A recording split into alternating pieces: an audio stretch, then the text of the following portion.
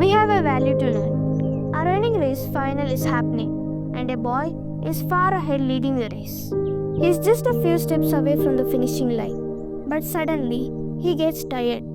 His legs slow down. Everyone thinks he is going to fall back. The boy behind him notices it. Instead of overtaking, he comes forward. He gently places his hand on his friend's back and pushes him with encouragement. The tired boy gathers the strength again and starts running. Just before the finishing line, the second boy gives him a final push so that he can cross the line first and win the race. The crowd is surprised.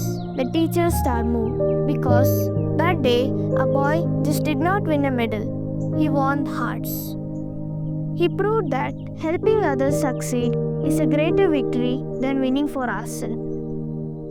ಸತ್ಯವಾದ ಗೆಲುವು ಹಂಚಿಕೊಳ್ಳುವ ಹೃದಯದಲ್ಲಿದೆ. Thank you.